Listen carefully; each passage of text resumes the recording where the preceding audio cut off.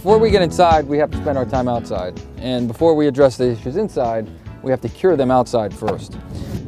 One of the features of a well-built home is a good waterproofing material that is applied to the foundation. In this case, this is a sprayed trade name rubber wall material. It's pretty flexible. It's very flexible, actually. It goes on very thick. Above that layer is a protective board before we backfill to make sure that no punctures occur and to make sure that water has positive drainage downwards through these dimpled areas is this drainage board.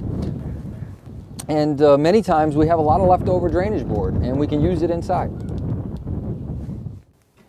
One of the uses of our leftover material is our drainage board here. We put the drainage board up against our poured foundation wall so that we can spray our open cell spray foam up against, because technically we're not supposed to put open cell spray foam up against moist concrete. So in this case, we've made good use of our leftover material.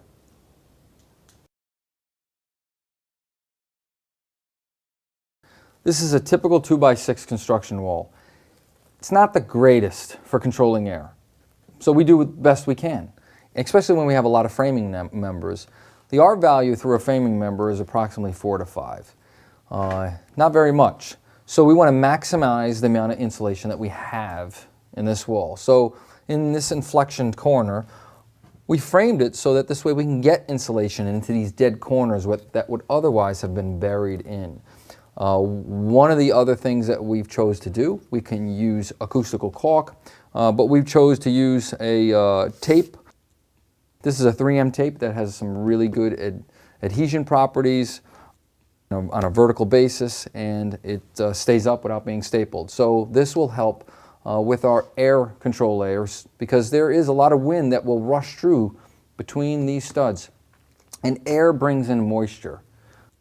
Air carries moisture.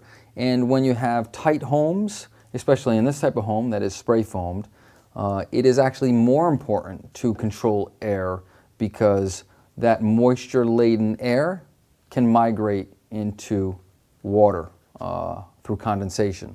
Because it's very simple. When the walls are tighter, they don't breathe. Therefore, they don't dry out as quickly. So it's very important to try to get as much air control capability in your wall as possible.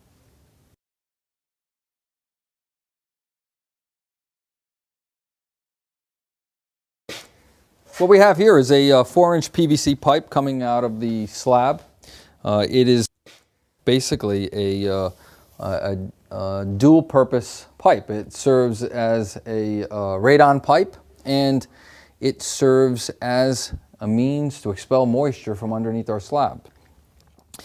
This pipe runs underneath our slab, and it runs lengthwise back and forth through perforated pipes that basically capture much of the Earth's moisture that might be trapped underneath our slab and under our plastic vapor barrier, and it expels gallons and gallons of water through our roof. So it's a great feature. It's a great way to expel that moisture, but more importantly, if there is radon under your house, it's an important feature of a well-built house. And you know what? The testing required to find out if you have radon probably is equivalent to what it costs for us to go from here to the roof with this pipe.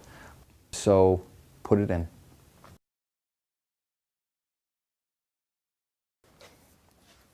One of the simple ways to keep hot water hotter longer in your pipes is to make sure that you use insulation. It's a simple overlooked item, and you know what? It's a great idea if you want to keep those pipes warm.